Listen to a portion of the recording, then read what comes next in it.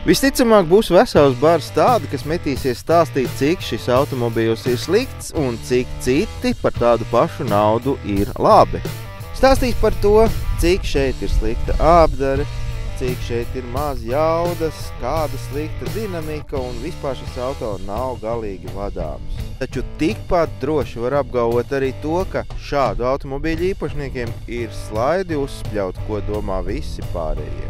Cadillac Escalade. Visticamāk lielākais vairums no jums šo automobīlu atcerēsies no filmām, kur tas ir slepeno izlūku vai izlūku dienesta darbinieka automobīls. Tiesa, tur viņš parasti ir melns. Cadillac Escalade cena sākās kaut kur no 90 000. Šīs konkrēti maksā 117 000, bet ko nu šeit var piebilst? Šāds te riteņu komplekts noteikti maksā vismaz tik daudz, cik vidusmēra latvieša automobīls Latvijā. Šis auto no visiem, kas nopērkami Latvijā, šobrīd nenoliedzami ir pats lielākais pēc izmēriem. Vēl jāpiebilst to, ka uz ielas nepamanīt Cadillac Escalade vienkārši nav iespējams. Escalade konceptā ir saglabājusies vecā labā amerikāņu domāšana. Milzīgs divāns, kurš ir ļoti ērts, liels panelis, viss, tā kā mājās trūks tikai televizoru. Braucot šajā automobīlī, gan pie stūra, gan pasažiera vietā, nepavisam nav jātēlo liels vīrs. Te ir vietas pat tiešām lieliem vīriem. Un es domāju, ka arī šis automobīls būtu jāizvēlās tiem, kas ir mazliet lielāki par 1,60 m. Lai arī viss šeit zem motora pārsaka ir kļuvis moderns un arī ar plasmasas vākiem, tomēr jūtās šeit vēl vecie labie amerikāņu muskuļi. Tie ir 6,2 litri, 8 cilindri un veseli 310 zirgspēki. Pietiekami iespaidīgi, lai būtu jautri. Dažiem automobīļiem, lai nomainītu lukturīs pūdzīti, vajag noņemt priekšējo riteni vai vēl kaut ko tur parakņāties par iekšu. Kā to var izdarīt šīm automobīlim? To visticamākais Latvijā zina kā daži cilvēki. No otras puses arī šāda automobīļa Latvijā ir tikai daži.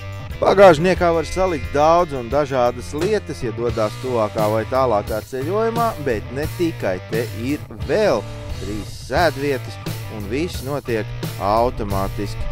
Vai nav labi dzīvot mūsu tehnoloģiju laiku? Var jau būt, ka salona apdarē kaut kas nav tik smalki kā diženajos, varenajos, lielpilsētu apvidus automobīļos. Bet šis ir tāds, ar kuru patiešām arī var braukt ne tikai pa ceļiem un droši vien, ka bieži vien tāds varbūt arī nobrauc no asfalta. Kā jau jebkuram modernam automobīlim, arī šeit netrūks smuku podziņu, lampiņu, spūdzīšu, gaismiņu. Viss kā pienākās modernā automobīlī, un tāpat laikā šis tomēr ir kaut kā saglabājis to varenumu un iespaidīgumu, kas sen jau trūkst lielākā daļā Eiropas un Japānas automobīļu. Visa tā, ka šajā automobīlī ir ļoti komfortabli un daudz vietas, te ir arī iespēja izvēlēties 2 režīmus, klasiku un sportisko režīmu. Kā arī, protams, šim ir gan kalnā braukšanas asistents, gan no kalna lejā braukšanas asistents. Ir dažādas lietas, kas palīdz atpazīt ceļa apzīmējumus, un tur lejā kaut kur dziļi pie dibena ir vibrators, kurš nostrādā tad, ja tu esi kaut kam pārlieku tuvu piebrauc. Savā ziņā kaut kur pat varbūt patīkam.